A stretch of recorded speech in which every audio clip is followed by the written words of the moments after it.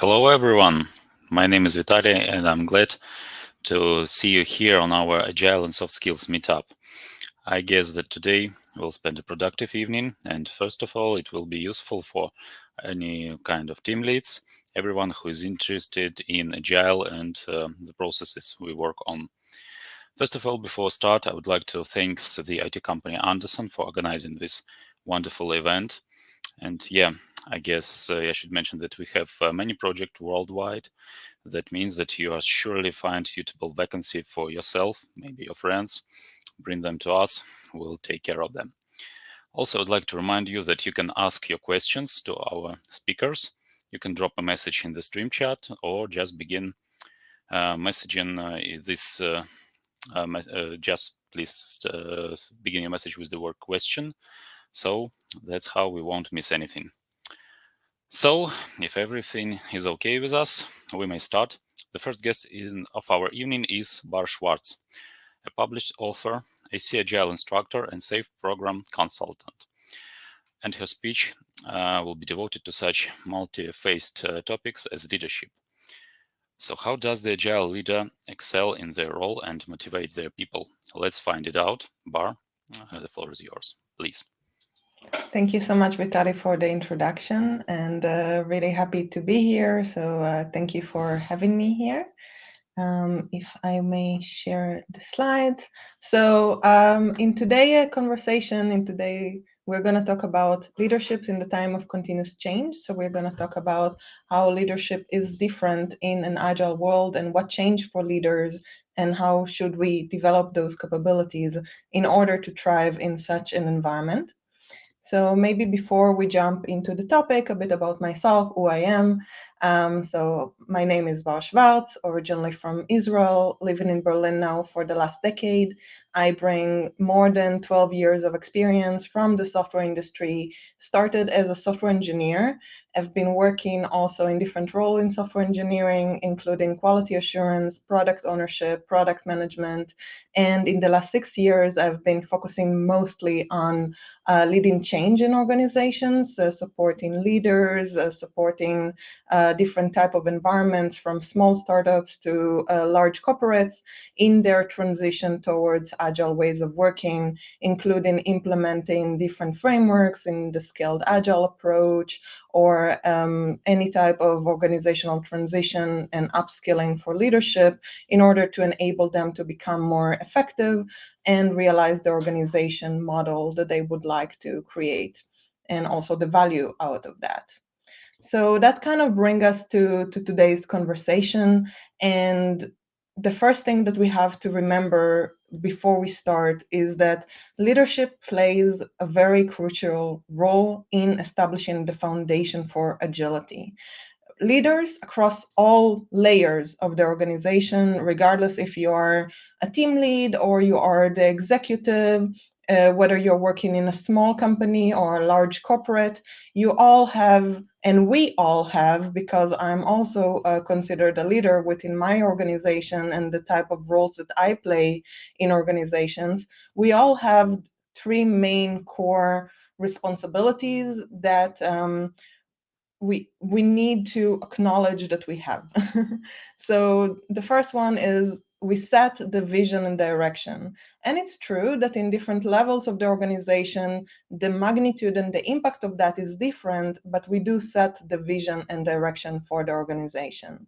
The second is we prioritize and focus work. People do look up to us and try to understand what is the direction, what is the expectations from them, what is important, what is not important, and what should they work on. And the third is we set the tone for the culture and expected behaviors. And that means that what we do is leading by example. What we do is expected to be the norm and the way we would like organizations to be. So if I am, as a team lead, behaving in a certain way, my team will think that that's the way it's expected to behave in that specific team or in that specific organization. And yes, we should all care about that. This is quite of an important topic. Usually, leadership is considered the fluffy topic of agile change. However, there are clear reasons why we should all care about it. And one of them is that many organizations nowadays are not gonna avoid having an agile transformation or an agile transition of some sort. Organizations nowadays are facing very important market changes that if 10 years ago or 20 years ago, we could kind of say, we live in a vacuum, it doesn't affect me, it's not going to be my problem, maybe it happens to someone else, it's only in software, it's only in that specific type of an organization. Organizations today see that it touches every possible organization, every possible industry. The market is changing. So we have technology and digital changes that results in a new type of product and new type of development, traditional industries being disrupted and having to pivot towards different ways of working, different product value proposition, and different development approach to their product. We have new market expectations and needs, which means that our customers are changing, and that means that what the customers used to expect from us is different. They become more impatient, they want things to happen faster, they have better expectations for quality. And we need to understand that in order to thrive in today's market, we need to be competitive across those. Also, we have operational uncertainty. Operational uncertainty, for example, we had COVID, and we also have a war in certain countries, and we have now the inflation happening, and that also leads to a lot of changes in the market, and that create operational uncertainty because we don't necessarily know what will be the cost and what will be the situation that we need to operate under. And the last but not least, and one of the most important, is that we do have an employee shortage. Even though we see that there is layoff in certain countries and in certain companies, finding the right people to realize the type of an organization that you want to have, and also what a company can afford to employ in today's market, is very different than how it used to be. So as an organization, many organizations see that agile transformation as a cure to those common challenges, because as an organization, we have certain needs that needs to be addressed. We want to accelerate the delivery in order to meet the demand, in order to be able to compete in that new reality. We need to be able to manage change, because we have change from the operational uncertainty, we have change from the market, we have change from our product strategy. We need to be more flexible. And then we need to increase productivity, because if we have less people, we need to be able to get more with the less that we have. And we need to align strategy and implementation, because we can no longer afford people working on the wrong things and having a lot of work repetition because of lack of communication, or because of not being able to prioritize certain things, or working on the wrong things. So then, when we're looking at all of that together, organizations nowadays need the ability. They don't need agile framework per se, but they need the ability to be able to detect and respond to change by integrating feedback into their ways of working. So they need what's called business agility. And many organizations, they go on those agile transformations looking for that cure, hoping that we implement SAFe, we implement Kanban, we implement Scrum, we implement certain framework. And because of those frameworks, we now have the cure. We now have everyone working in that new ways of working. And as leaders, we believe that it's enough that we are going to provide people with all of those tools and techniques and practices and enable them to work this way. The sad reality is that many organizations don't perceive their agile transformations as successful. It's more being perceived as some sort of a placebo.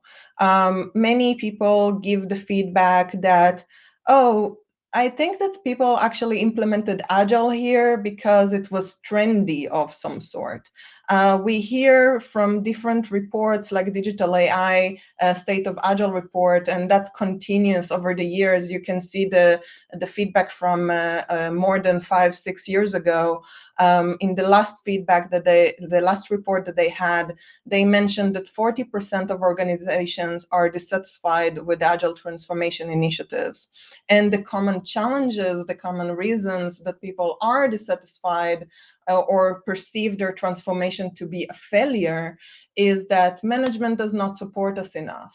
Our processes across the organizations make no sense or they're inconsistent.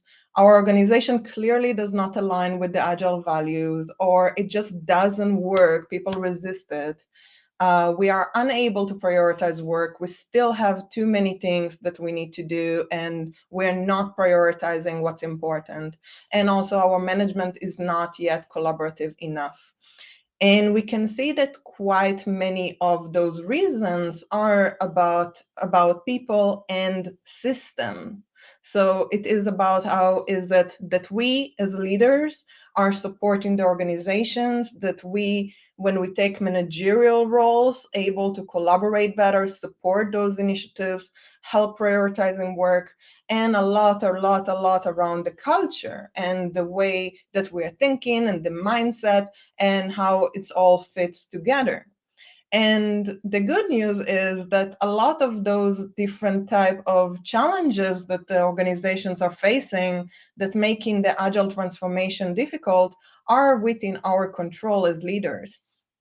And typically that brings the questions of, so wait, how should leadership evolve then to build that better type of foundation for agility? Because there are so many different things that we can do, and we are doing so many things already. So what are the core things that really make a difference when I am a leader and I want to do something different for my organization? Again, regardless of the level that you are in the organization, we can be leaders for many different parts of the organizations. And typically, I would focus on 6 main areas. And that's one, defining a target image that you can stick to. 2, clarify expectations and follow them yourself. 3, clarify decision makings and principles. 4, radiate information continuously and use it to bring people together. 5, collect the right data and utilize it to avoid biases. And 6, focus on empowering and enabling others. And we will be diving just a bit deep into each one of those to get a better understanding of what does it mean. So the first thing that we have to remember is when we're shifting into an agile organization, the biggest thing that changes is who is doing the work and is making the decisions about the work that they are doing. So in traditional organizational setup, we used to have a very hierarchical decision-making process, which means that there was a certain strategy in the top and information was owned by the management, and that was cascading then into the people doing the work through providing decision-making power and rules until it arrives to a specific silo of certain people in certain expertise making decisions, and they would be reporting back to their manager that reports back to their manager. So for one individual from one team to work with another individual in another team, there will be a very long communication line, and information will just not flow. In an agile organization, what we are changing ultimately is the communication and decision-making power. So the people that are part of a team, this is an end-to-end value delivery team. All the people needed to deliver one specific value proposition. And it doesn't necessarily have to be a software product. It can be any type of solution, service, project. At the end of the day, it is about who are the people that can work together to complete a certain deliverable. And those people, they own the work that they're doing. So they need to be able to scope the work that they're having, plan it, implement it, test it with their customers, and get feedback from the organization on that and manage all of that on their own. So that means that as leaders, we become a key individual for information sharing. And that means that if people in the teams don't understand the larger organizational vision, they don't understand the larger target image of where we want to go as an organization, each of those siloed, I mean, they're still siloed because they're end-to-end value delivery teams. They focus on their own value, right? Sorry. So they focus on their own value. So each one of them will, if they don't have an understanding of how their specific work is contributing to the overall organizational outcome, they don't necessarily know how to make the best decisions about their own product. And as leaders, for example, we can utilize different tools like objectives and key results, and also really just defining a certain target image. If I close my eyes and I imagine my organizations a year from now, what would that look like? And how would I know that I reached it? And giving people that image. So when they are in the team, they don't need to wait for that information cascading to them. They have that information and they can make the decisions within the team on how to do that. And the second part of it is to stick to it. Because many times we are defining certain objectives, we are defining certain KPIs, we are defining certain metrics, and we say, this is where we want to go. And then either we change it every quarter, or we completely ignore it because we follow different type of priorities. And this is where it's important, if you want to do some, we have to treat our strategy as some sort of an experiment. We set up a strategy for the next 3 years, okay? Then we say, what are we going to focus on? What is the most important for us for the next year? And we're setting up objectives, let's say for a quarter or 2 weeks, or as often as your organization changes. The organizations are different, needs are different, and then we follow that through. And if we need to pivot, there needs to be clear cases for pivot, but not just pivot for the sake of pivot. And because by setting up some sort of a direction, we can make sure that people are working towards something that can be realized. If we keep changing the target image, they will never arrive any type of a target image. The second one is clarifying expectations and follow them yourselves. So many times we're asking ourselves, what is important for us as an organization and how do we want to work together to achieve it? There are many different types of cultures that we can create in an organization. Some of those cultures are gonna move us forward and towards our goals, and some of those cultures will move us away from our goals. For example, if I want to have an agile organization, but I'm building a culture that is fostering authority, that does not allow people to make decisions, that make it unsafe for people to make certain decisions. Or, for example, we are over prioritizing safety and order. We want everything to be organized. We want everything to be the way that we expect it to be. Then we are creating a situation that people cannot be agile in those type of environments, because they cannot experiment, they cannot try things out. So we have to ask ourselves, if we want agility, what that looks like to us as leaders, and then define the type of culture and behaviors in the organizations that will support people towards that goal, not against it.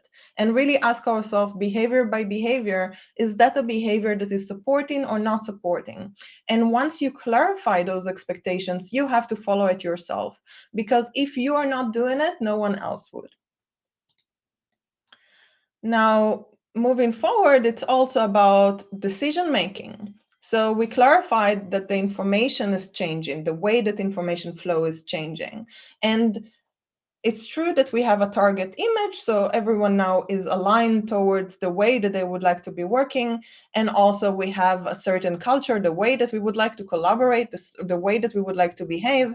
And now we also need to define for our people, what are the decision-making principles? how are you going to make decisions here, and what is it that you can make decisions on? And you can see that I'm using here different pictures. So for example, delegation poker is a management 3.0 practice. And there are different techniques from the Agile ways of working that we are also teaching in our Agile Lab trainings, on how to support building that type of an alignment of how is it we want to work together, how is it we want to make decisions, what are we supposed to base our decisions on. And here we just say, clarify those principles. Do you want managers to partner up with people and still make the final decision? Or do you want teams to be completely independent and run around and make their own decisions? Like, every organization needs to ask those questions for themselves, and they need to make it clear for the people that are doing the work. And that brings to the next one, which is radiating information continuously and using it to bring people together. What do we see here in common? That it doesn't matter what type of a framework you're using to become agile. At the end of the day, we have to remember it's not about the framework itself. It is about the way information flows through the organization and decisions are made through the organization. Whether I choose to use just one Kanban board to create transparency because that's sufficient for me, or I'm using a value stream because it brings multiple people across multiple steps together in a specific workflow, or I'm using SAFe because I have a very corporate, large environment with many teams that have to come together and collaborate, or I'm using Kanban, or I'm using Scrum at scale or less. It doesn't matter what you're using.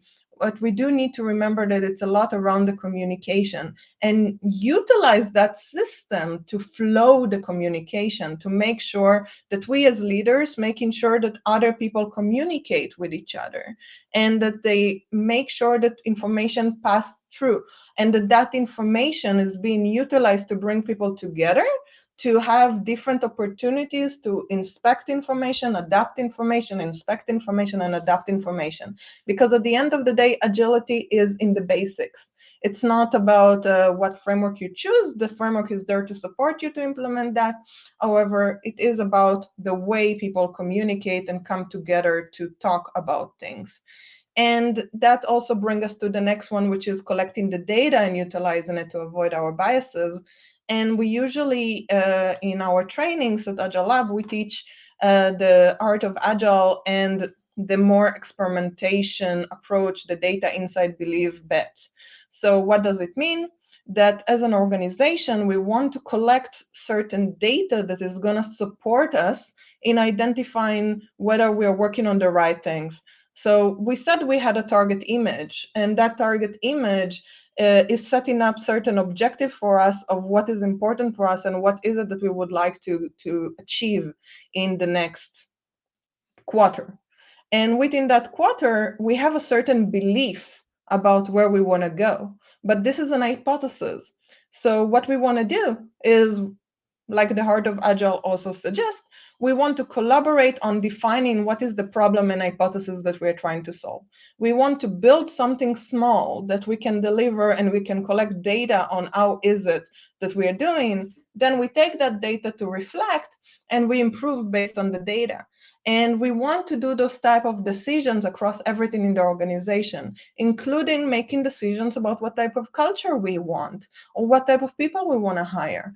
And the moment that we are leading by example, we are operating in the same way that we would like the organization to operate, we will start seeing that even it starts in the small things, but we start bringing more and more agility to the organization. And that bringing us to the last point. And the last point is that at the end of the day, it's not about you, right? As a leader, it's about us. It's about enabling and empowering others. And I understand that in the past, leadership was a title of success. I am the expert. Now follow what I do. Many of us, including myself, like to be in charge of things. And I like to be the expert. I like having the answers. However, in today's reality, where so many things are moving parts and changing, we cannot be the experts in everything. We can be the expert in certain things, but we cannot be the experts in everything. And that means that we cannot always tell people what to do, and we most of the time shouldn't. So as a leader, we need to have also our own evolvement journey from being that expert that is becoming the team lead of other experts. And then I can finally set the tone of how certain things are going to be in the organization. It's not about that. It is about making sure that we are setting up a certain context, a certain environment for people to operate, where they have enough information, enough communication, and the ability to shift towards. So we will not just jump from being the expert to being a coach or a catalyst, how it's called in the Agile ways of working. We are first the expert, so we set up the quality, the standard, making sure that people are able to do the work that they're doing. Then we are shifting to build their capability around making decisions. So this is what leadership is really about, bringing people together to reach a certain goal. And then once we see that our teams are capable, empowered, and able to make the decisions and do the work, we just need to let them go and then focus more on coaching and building their capabilities moving forward, focus on that continuous improvement, that handshake, right? And let them fly. And believe me, whenever you're finishing with one problem, there will always be another problem. So once you reach that state that your team is capable to deliver, you will always have new challenges to be responsible for. So shine through others. And this is where, if you focus on those main 6 things, which we train in our Agile Lab trainings, we have different trainings focusing on that, such as leading with agility, coaching Agile transitions, and delivery at scale, Agile project management.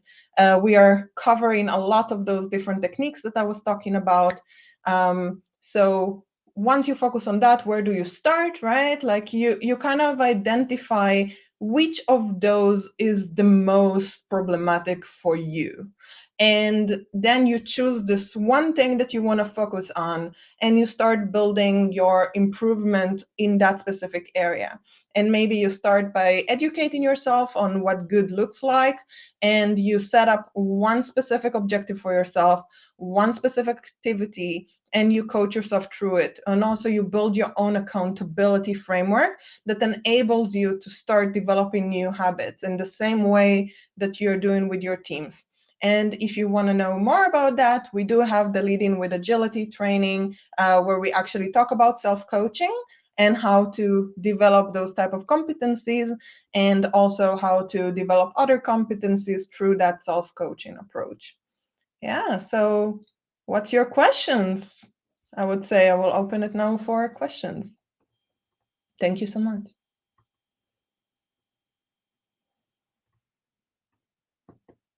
Especially for me. I think it's, yeah. So that's why, while all of our audience would like maybe to form their own questions, I would like to ask mine.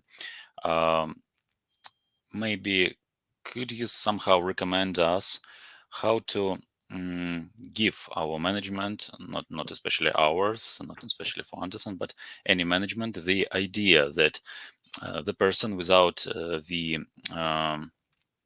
power to make any decision could not take the responsibility for the decisions that were made, not by others. Okay, let's call it so. Yeah, so that's a common challenge that we have in organizations. And what I'm hearing you saying is that in the past, managers, right, they used to have the responsibility for the outcome. However, in the past, they also had the control over the outcome. So they were able to tell people, this is the way I want you to do things, and this is the way I want things to be delivered. Therefore, I can be responsible for something because I'm also doing that something. However, in today's reality, what we have is that people are not able to take that responsibility, especially leaders, they're not able to take that responsibility because we are not doing the work ourselves. We are enabling others to do the work, and many times we are not even expert in certain things that our people are working on. And this is where we need to educate our own management and leadership on how to share accountability. And this is where usually I would start on both sides. So in one way, keep educating on how the team is actually responsible in an agile ways of working for the outcome, that you're there to support them and coach them and enable them to get there. However, also as a leader, we do have a responsibility to make sure that before we do give that responsibility to our team, we make sure that our people are able to deliver, and we're building the trust with the team that they are able to deliver. I think that what creates that challenge with management, where they want you to be responsible and they don't want the team to be responsible, is because many times we are going on agile transformations too quick. So we come to the team, we just put them in now a new setup. Now they're self-organized. Now they need to deliver. They're working in this approach for 2 weeks. Why don't they deliver? Right? And they haven't learned yet how to work in that approach. They still don't know how to work together. They still haven't formed as a team. We didn't build their capabilities to be able to deliver this way. So how can we now just let go of our own responsibility and say, oh yeah, now you guys deliver. I don't need to do anything anymore. So I think that this is where we need to slow down some of this process and say, yes, dear team, you are ultimately responsible for your own delivery, because now you are an agile team. However, this is a work in progress that needs to be continuously recapped every retrospective on how the team is doing, delivering on their commitments, then bringing the team to a certain maturity where they're able to meet their commitments consistently. And when they're not able to meet their consistently, you see the initiative from the team to highlight that something is wrong. You see the initiative from the team to come and say, hey, we're not going to meet our objective because of this, this, and this. You see that they are being proactive, that they're taking that responsibility. And when they take that responsibility, then you can start saying, okay, there is a trust here. And then it's easier for you to also have the conversation with your management, because you can show, well, the team is delivering. And if the team is not delivering to a certain extent, it's still, even if you're not responsible for the outcome, you're still responsible for the team, right? Okay, I Was see. that answering your question? Yeah, I guess very comprehensive answer. So we have another question. Could you please tell us what are the most common mistakes the managers do while starting the leadership in order to improve this agility of the team? Typically, one of the most common challenges is to think, dear Scrum Master, Agile Coach, Consultant, X, Y, Z, ABC, trainer, whoever they bring to drive this type of a change, you make those people agile. And it doesn't have to touch me, right? I'm not part of this. And then they don't take the same trainings. They don't clarify for themselves what is it that they actually want out of agility. And also then they complain when things are not working the way they were expecting. So we were talking earlier also about how many organizations are frustrated or dissatisfied with their agile outcomes. And that's mostly because many organizations, there are common reasons why organizations want to become agile, but for every organization it is different. And you need to clarify for yourself and for the people that you're helping to transform, what is your unique reason? And this reason needs to be clear, needs to be understood, and also there needs to be certain measurements and certain target image defined of what the target image is. So what agility looks like to you, and it might look different than other organizations. So when you are as a leader, you're not doing any of that type of work, because just make the teams faster, and or just get them to deliver, just make them transparent, just make them agile. Then the teams don't know what is it that they're working towards, and then they do the best they can. They probably will be better than they've been before. However, you don't have any measurements to show that they improved. You don't have any clear definition of success criteria. So it's easy to come and say, yeah, but you haven't achieved that one specific thing, so it's not working. Agile is bad, and you're also not doing it yourself. So it's kind of, this is the main kind of challenge. And leaders are not doing it on purpose. It's not like we are trying to not take responsibility. It's just traditionally leaders didn't have to do that, and there's still lack of awareness around that, of how much should leadership be involved. And I think that also middle management and leaders, we are in the worst situation in agile transformations, because we usually get certain information from the strategy from the executives, and we are supposed to support the teams in those type of transitions, and we are completely torn between two worlds, because there is the strategy, which is very traditional, and there is the agile teams that are trying to transform, and we're not sure where we're supposed to play and how we are supposed to be. And most of the agile transformations do not define what is it that we are supposed to be doing differently.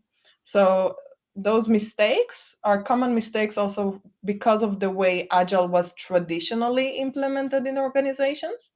And now I think that with new movements and also with scaled agile, actually there is a lot more focus on leadership. And I think that also consultancies nowadays, when we are driving agile transformations, we put a lot more focus on change management and agile leadership. However, it's quite new. So again, those mistakes are no one's fault. It's just the way this industry evolved. Okay, thank you. If we take a quick glance from on the other side of the Agile team, could you tell us or name us some tips for the Agile team member just to onboard as quick as possible and not losing the efficiency? So when you have a new team member joining an Agile setup and they don't have experience in Agile, that's what you mean? Yeah. So what I usually do is I make sure that when we transition a certain organization into agile ways of working, there is also some sort of an academy or a playbook that is left behind to make sure that and it is a working document or some sort of a standard training that the organization knows how to drive themselves, or they're able to send people quickly to those type of trainings. So when you have a new team member, they will go through that type of a training, let's say agile fundamentals and certain aspects that are relevant to your specific organization. And as I said, there needs to be a certain tailor part, which is what agile means to you, because it's not a basic scrum training or a basic leading safe which is not that basic, but it's not a basic leading safe training.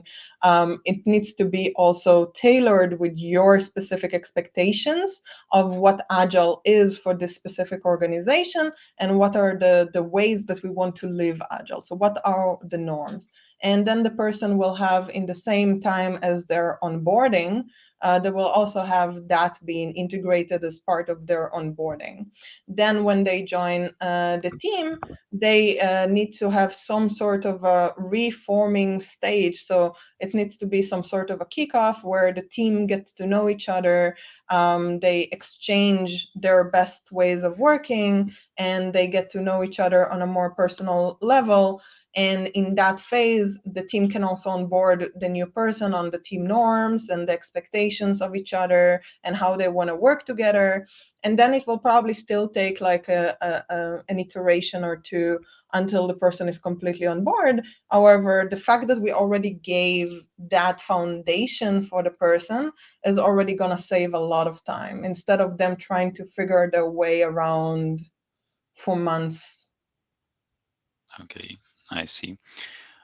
So thank you.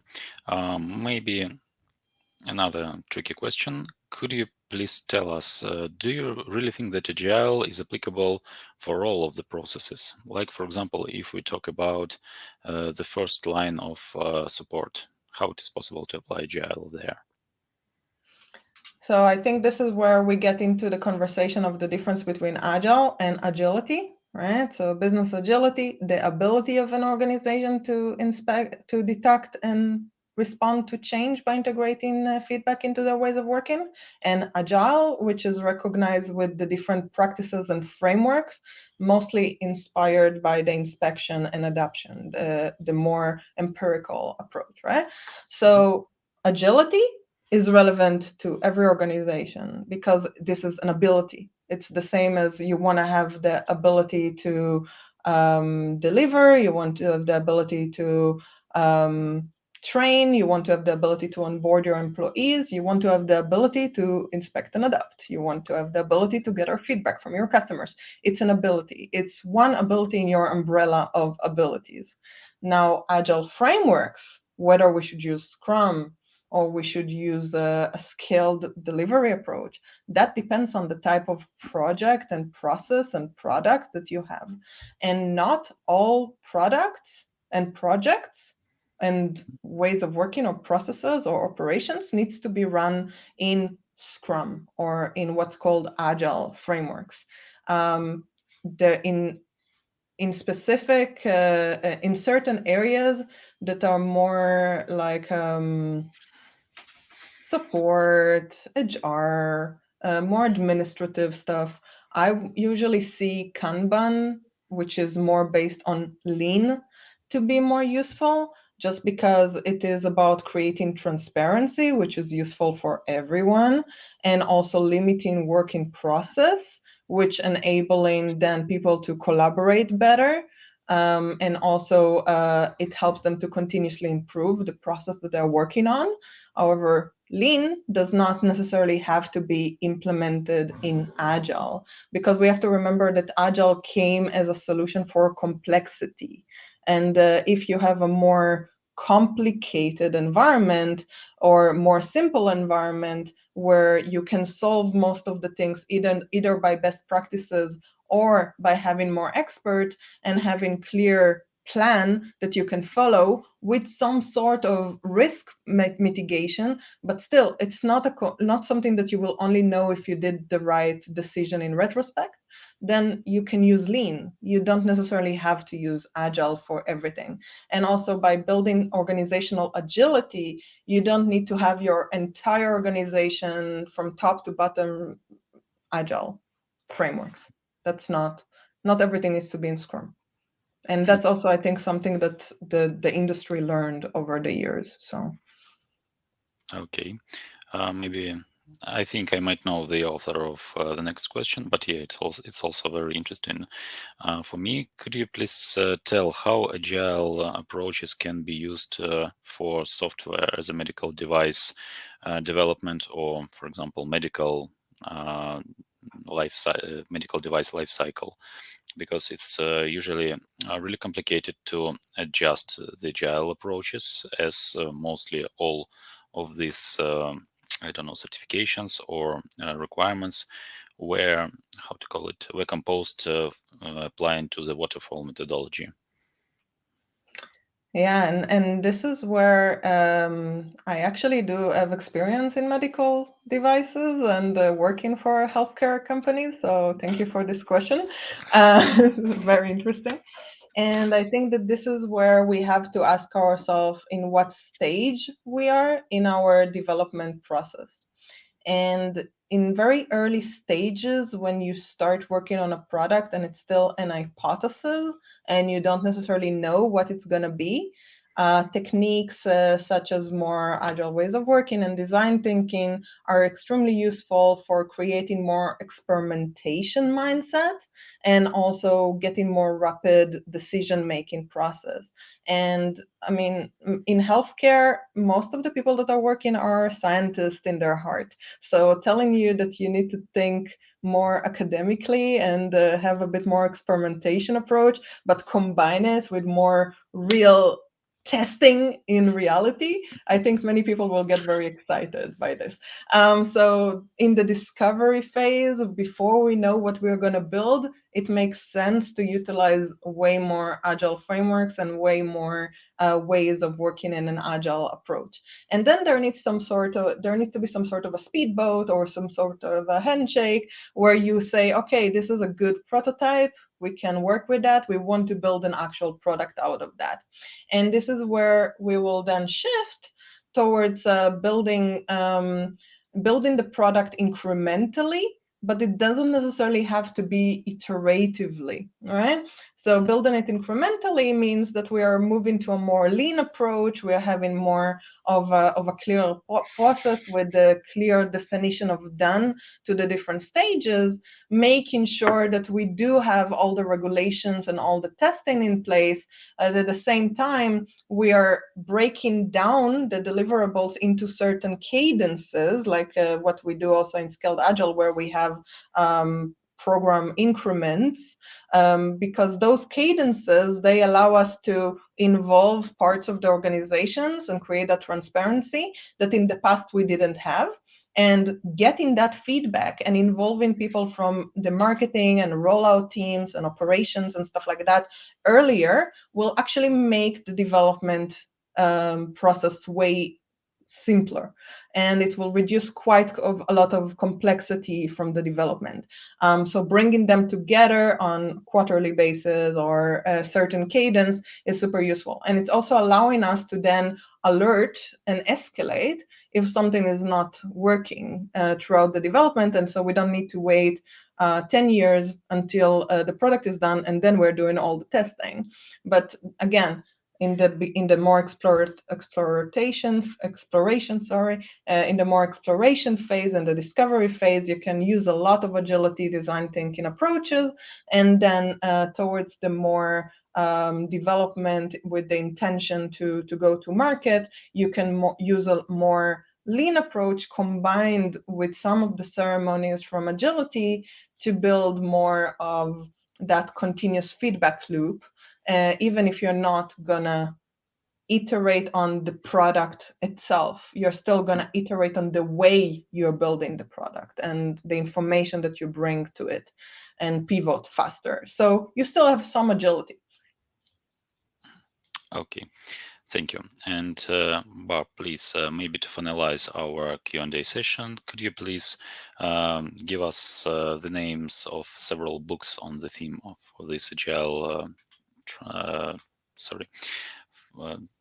transferring? Yeah. Books. So of course there is my book because I have to be a self-marketer, right? So Yeah. there is my book that you can, of course, get. It's Leadership in the Time of Continuous Technological Change. You can find it on Amazon and other. There is, of course, the book of Reinventing Organizations, which I would highly recommend. Maybe just quickly.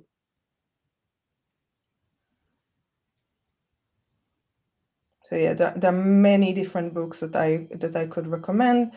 Team typologies I find to be extremely useful as well. So I think that it is giving a good understanding of what type of teams you have in an organization, because not all teams are going to be cross-functionals, and then how to bring all those different type of teams together, especially when we have a more hybrid approach towards the agile ways of working and the more traditional ways of working. Yeah, and for leaders specifically, I would also recommend two books around the advice trap and the coaching habit, because I believe that especially in the shift from being that type of an expert to be more of the facilitator, the servant leader, the coach, we fall into quite a lot of self-traps, where we are trying to be the expert and solve all the problems, and also give advices before we know what the question is actually about. So I can definitely recommend that, and happy to share the names of the authors and everything in details as well as needed. Yeah, please. We'll be very glad to see this list and maybe to use it in our day-to-day life. Yeah, of course, you can also reach out to me on LinkedIn, and happy to connect if there is anything that I can support. Okay, thank you. Thank you, Bar. It was really an exciting presentation. So I hope that all other comments and all other questions will be sent directly in the LinkedIn by our audience. Thank you once again. Thank you. Okay, so if to speak about some particular cases, even about this software as a medical device development lifecycle, it will be interesting maybe with the presentation of the second speaker. It is me. So let's speak about the adaptation of new team members when trying to adjust the agile approach to this software as a medical device projects. So our presentation is called Agile, Improvise, Adapt, and Overcome. The author is Vitali Birchanka, Senior Business Analyst at Andersen. And yeah, maybe let's start. So maybe a few words. For the last 4 years, I've been working with this medical project, so that's why we try to assume and somehow apply all the expertise we have on our projects. Yeah, we were lucky just to have a very experienced software solution architect who has helped us with not only with the technical issues but also with some process issues. So that's how let's maybe go deep into the project to understand what was the main problem and how we managed to solve it. So the questions to discuss are the following.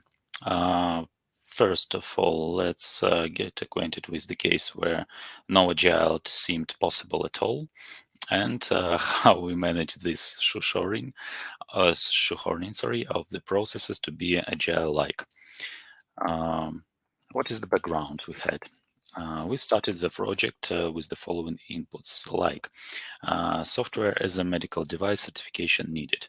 Our client was aimed to take one of the local markets, and after that he was eager to expand the product to European market and the US.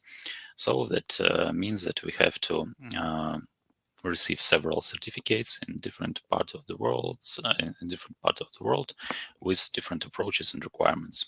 That seemed rather challenging. One more thing we have to deal with is strict terms of MVP release. Not going deep into the business details, the idea is that we had to be ready with our MVP till the mid of May. We're still struggling with these terms, but yeah, that's the reality for us. One more thing is one more requirement, business requirements that was given to us is the need to replace the existing product, duplicating or exceeding its functionality. That means that we are not able just to tell that, okay, previously, for example, you have a kind of limousine or Cadillac, something like that, really a luxurious car, but now please take this scooter or motorbike, and please feel free to understand that you are still how to call it, you're still riding somewhere much faster than if you do it on your foot. So it also was an interesting task. One more clause for us was the team of approximately 20 members. So that means that we were a little bit confused with using only one agile framework in this case. And yeah, specific domain with local business regulations. This particular medical case was not the one we were really experienced enough. But yeah, we have a subject matter expert from the client side, and that's how we were able to proceed with some business details. Another problem was kind of local business regulations that were to be European-like, but yeah, there were still some particularities in every case. So I guess that is the background that we've started with.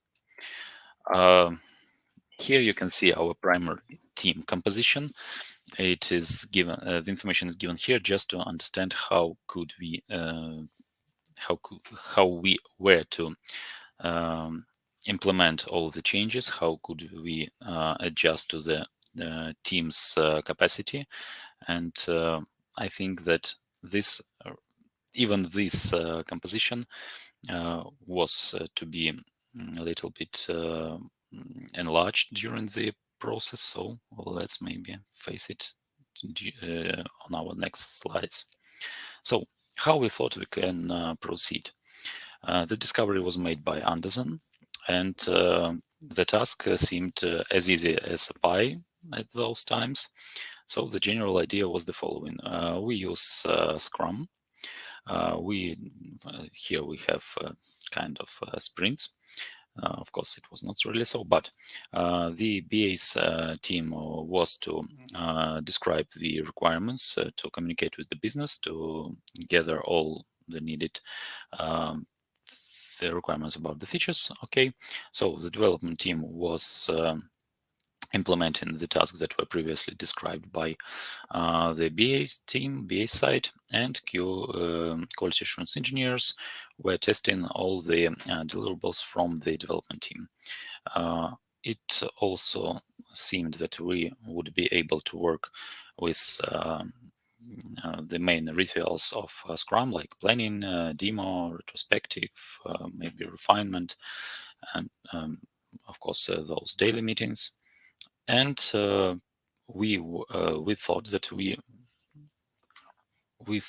would be ready to work with the documentation, with all this, prepare and compose all the documents needed for the certification somewhere at the end of the project, just to apply them with the ready-made solution, so that the auditors will be able to check how it works, and whether there's enough documentation. But as you understand, there are always some problems. So after several iterations, we found out that the team we have to enrich our team with some specialists, and we've added one project coordinator, one business analyst for non-SAMD module, as those two who were from the very beginning were too focused on their part of the work with, and they can't pay enough attention to this non-SAMD module. So yeah, we still had our ICO consultant, designer, and DevOps also remains the same, but we have to add one solution architect, as we have to split the workload from our first initial architect from one side, and from the second side we've found that there are some additional modules that were not mentioned from the very beginning. So we've also have to enrich the team with the front end, back end, quality assurance, and automated quality assurance engineers. So, and that's how we proceed with the processes. Sorry, I think that you will be able to view it a little bit closer, but the main idea is that from the BA side, the problem was that we have to prepare all the documentation within the sprints or within the iterations that we've taken. The reason was that the dates of these certifications were split and assigned from the regulatory body, and we were not able to wait until the end of the development. So we have to proceed with the documents during one sprint. So it looked in the following way. First, the first during the first week, the business analyst prepared all the user stories that he would like to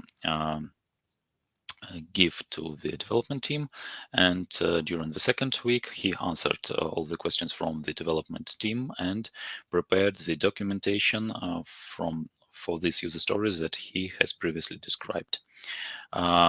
One more thing we would have to deal with, we've added such a ritual or such a process as technical design.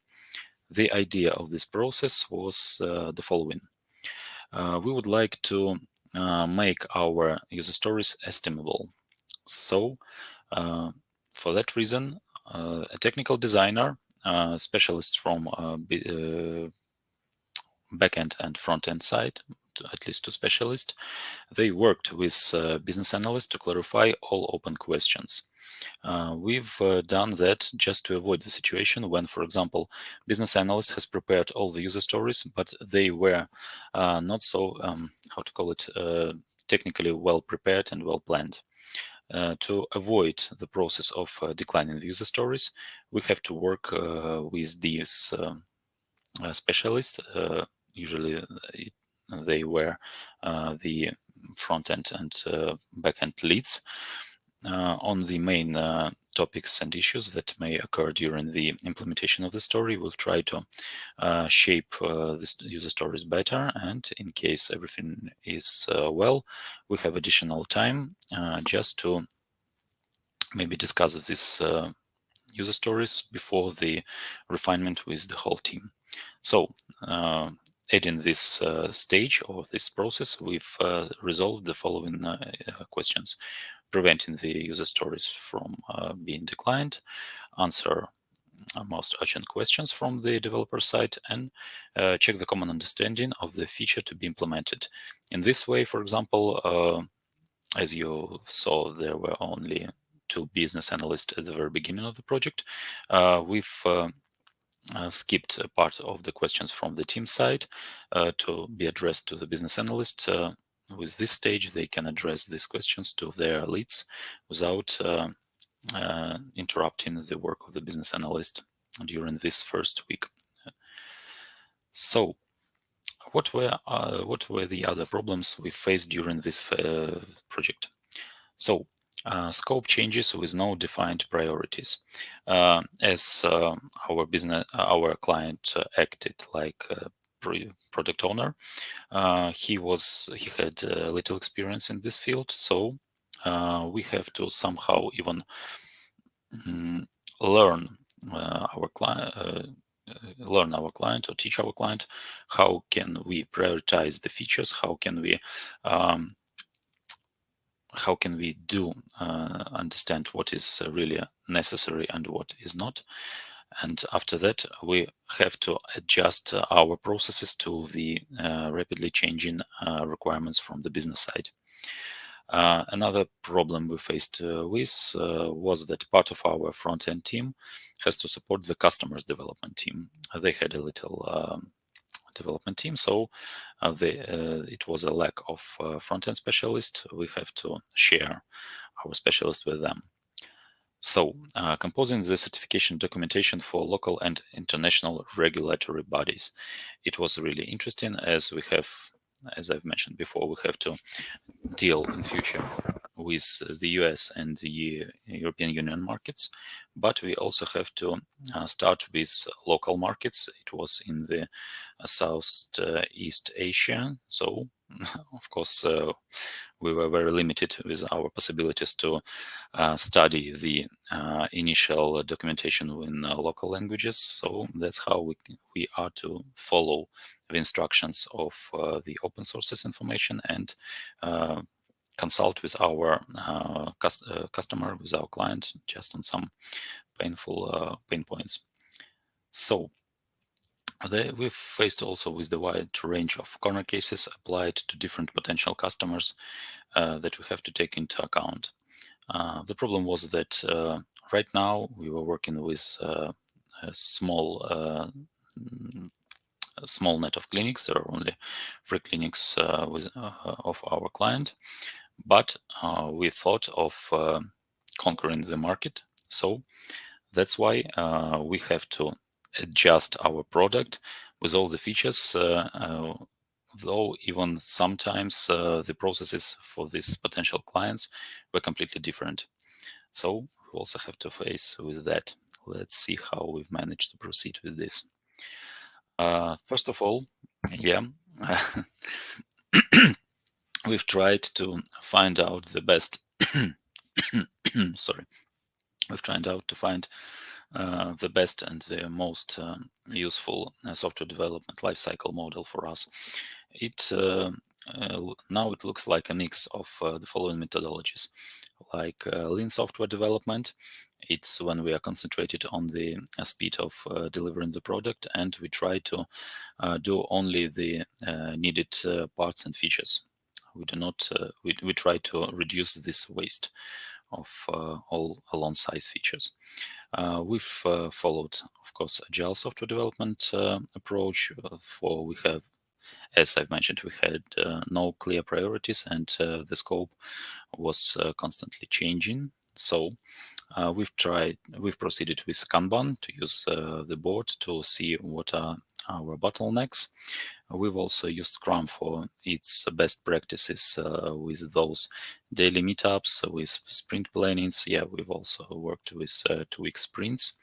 And yeah, Scrum Ban as the combination of all these methods and best practices just to implement all these findings that we were applying within the project. So, what was our idea? We've focused on the main scope vision, and yeah, we were able to decompose it into Gantt chart or roadmap. We've chosen this option with the roadmap, but both options are possible. So that's how our scope vision was decomposed into some clear features or increments that we were able to deliver in some particular time, and after that we'll try to decompose all these timeline milestones and features with some task management system, with, for example, Kanban board. So what else? There was also an interesting feature. Like we found that there are some rules we definitely have to follow during composing this roadmap. So the first idea was about presenting it in the form of a flat list, where one line was equal to one feature. We did not have any tree schemes and so on, only this flat list. That's how it was easier for us to understand what is the idea. So this list had to be consistent. That's how we do not, it was not like a mess of different features. We try to group them logically, try to also prioritize all these features. So like, for example, this is a crucial one, and these are like glittering or better to have. So we find this point 3 with priority, status, and comment. These were the crucial attributes for every line, and that's how we can manage what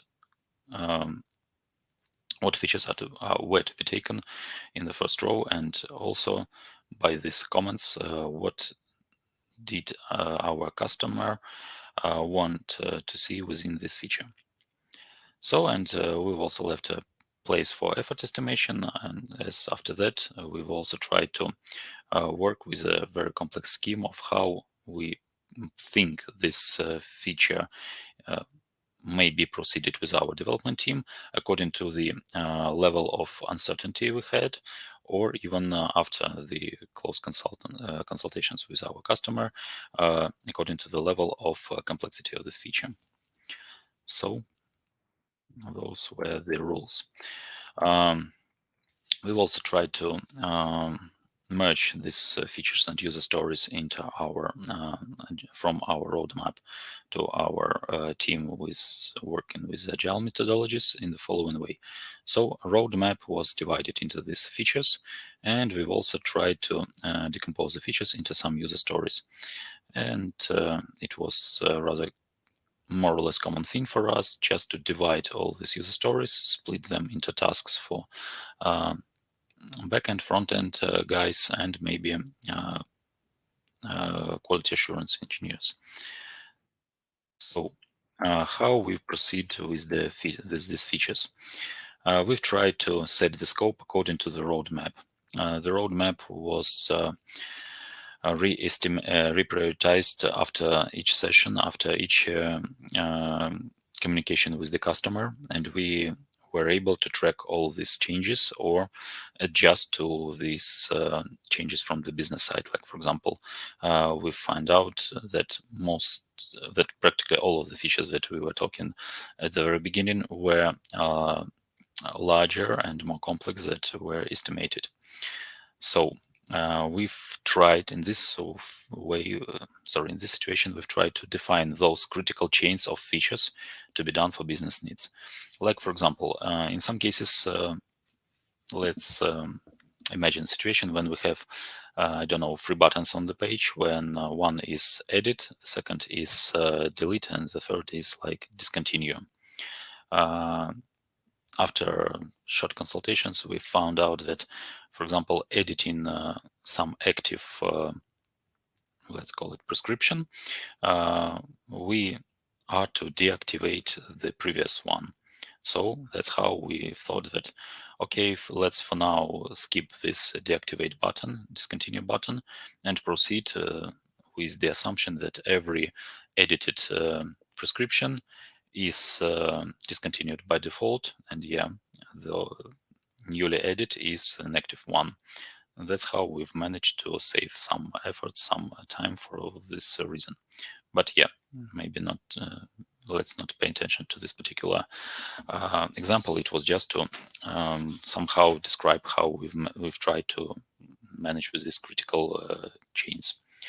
So we've also tracked all the remnants, all these small features that were not implemented during one big feature, but we did not put it into the trash bin. We just tried to postpone them. In case we have some time, we will be able to add these small features to make the product more user-friendly, more consistent, and more intuitive for the users. During these consultations, we were also able to define the scope that has to be cut or postponed in general. Those were, I guess, the toughest negotiations with the customer, because they, as it usually happens, the customer imagine that everything he is talking about will be implemented. You have to pay all the attention according to the strict terms, and maybe also trying to give your customer your customer the understanding that, for example, we have only 4 more sprints, and let's say that we assume that, for example, we will be able to implement only 3 features. Please see the list of, I don't know, 7 features that are here, and please choose 3 the most important or crucial for your business. And this way, the customer understood tried to reprioritize the previously composed roadmap, defining what is really necessary now. So and after that, we started all from the very beginning. We reprioritized the roadmap, understanding that some of the features that were previously implemented are still to be proceeded or processed with those additional features, or we can start brand new features from the very beginning with the analysis and pairing the prototypes to understand whether we are on the same page with the customer. Another issue I've mentioned before is about the certification documents. So here I have, I don't know, some small tips that we found during this process. So The first tip is current certification processes for software as a medical device are copied from the medical device certification. So it means, with this point too, that medical device processes were designed to fit the waterfall model. I guess lots of you saw this funny meme when what is working with Agile methodologies if we want to fly to the moon. And yeah, when we work with the waterfall, first we start to build our spaceship, and after small testing each element, we compose the element together, we test the whole spaceship, and after that we are on the moon. So if we work with Scrum, it was like we were planning to fly to the moon. During the processes, we thought that it would be better to run to Venus, and after all, we end up in Mars, something like that. So yeah, it was just to illustrate the process of creating this medical device. We are not able to change something during the creation of the medical device. Especially of those medical devices that were created, I don't know, 10, 15 years ago, practically all of them were made with these waterfall models. So the certification was also adjusted to this framework. And the same is with software as a medical device. It's really hard to find a good guideline of how to create medical software with agile methodologies. The only source of information we had was our experience and maybe some best practices that were to be applied to this very regulatory processes. So software as a medical device certifications are held annually without any ties to product releases. While during our processes, we were surprised with our ICO consultant that we are not able to wait for some date before the release, and we are assigned to some particular dates from the certification body. That means, for example, if you are still working on your software, you may be forced to pass through this certification. Like, for example, today we have the 28th of February, and when you apply to the certification body, they may tell you that, okay, please, we will come to you at the 15th of April.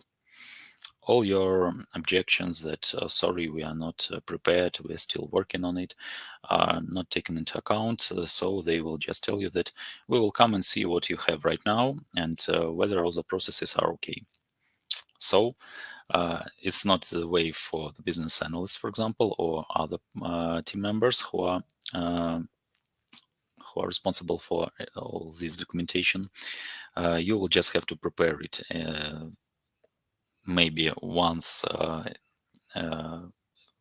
before in a short period before the certification. So, but just according to the number of the documents, be sure that you won't do it seamlessly without any mistakes. So that's why we've tried to do all these documents, all the scope that we've missed previously, and documenting was really painful. So that's why we've added this second week for 2 or 3 days we compose the documentation according to our increments, adding all this to, for example, software requirement specification, requirements traceability matrix, test reports, and so on. So that will help you to save time before this particular certification process. So the fourth point is about the hardness of composing the documents if you haven't worked with them. It was really tough for us to, for example, compose the documents if you were not involved in the process. So it was unable to just add one more team member, for example, one more business analyst, and put him to compose the documentation. He will go to you and ask you what were the problem, what was the main issue here, why did we add some improvements for this user stories, and so on. So that's why we've divided all the scope with our second business analyst. And yeah, still we have some documents to compose here. Lucky is our third business analyst who is working with non-SAMD modules, but yeah, I guess we'll still have to involve him into the process. So, and yeah, protesting the surprises, it was about adding those particularities and corner cases for different potential clients to our scope. So to avoid this, we've tried to negotiate with our customer on the following issues. First of all, we are preparing only main flows with the most frequent alternatives. In case, for example, in 18 or 90% of clinics, there are some admission hours for the doctors, like, for example, 9 a.m. till 5 p.m. We do not work on the processes for those clinics where the doctors work 24/7. So it will be like an alternative that is rarely used, and we think of adding it into our next releases. So we also try to track all the remnants as future development plans. For example, I've mentioned before the case with those free buttons, but we may also think of these processes gaps or processes add-ons, and define whether it's okay for our potential client to pay for this, to have this separate development of these cases. So we also try, like the part of the second point, we form the set of corner cases as separate versions according to the client's need to implement the changes only by real client's request. So we don't anticipate some really rare cases, just to be good for all our potential clients. We just concentrate on those main features, those main flows, and if the client has something that differs significantly from these flows, we have to discuss whether it's possible for us to have like a separate version for these particular clients. And yeah, if the client is okay with that, we can proceed with creating some customization, especially for him. So maybe not the last slide, but yeah, we've started with the theme of how to implement those newcomers with these tough processes. I would say from our experience that it's very important to give those newcomers the opportunity to read through the whole of the documentation that we have, to understand the process with going through it, not only reading, but staying with the team, being involved in the development process for 1 or 2 sprints, defining why we do it in the following way, maybe because this new processes like technical design was really unfamiliar for many of our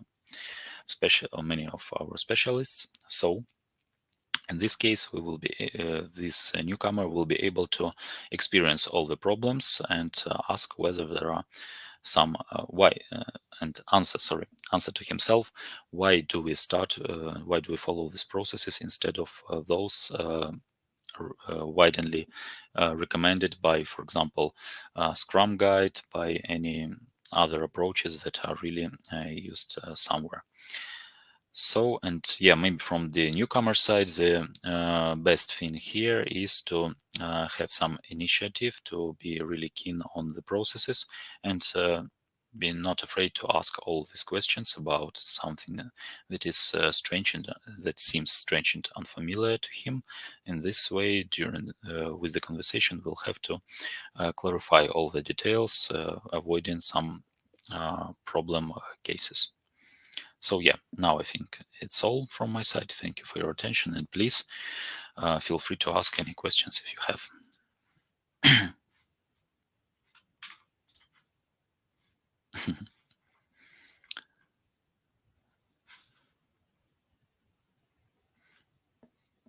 So yeah, I see there are no more questions. Yeah. Anyhow, please feel free to maybe find me in the LinkedIn or in Telegram chat. I will be glad to answer your questions in private messages. So I think that that's all for now. Our meetup is coming to an end. Please put the like for the stream if you find it useful and interesting. If you have something to discuss or still have some questions, please leave them in the comments. We'll try to find the possibility to answer it. Sorry. Oh, sorry. We have a question. Yeah. Do you think it's a good approach to hire a technical writer or writers to fix all problems with the documentation? During the presentation, I heard a lot of time that it's the one of the challenge. Yeah. Yes, I've mentioned slightly. The problem is that if this technical writer is not involved in the process, he may find it difficult to compose the documents in the right way. And if your auditor from the certification body will be strict enough, he may how to call it, he may drag this particular business analyst or technical writer to answer those questions. And if the technical writer was not involved, he may have some problems with explaining all these particular user stories to the auditor. So in order to avoid these problems, I guess it's still the problem from the business analyst side. But yeah, it's only my opinion. Maybe your experience will be better than mine. So yeah, now I would like to say thank you. I would appreciate your I appreciate your questions. I appreciate your attention. Please feel free to write to us in case something was not covered. Some other details are needed. Hope you will join us during our next streams and have a nice end of the day. Bye.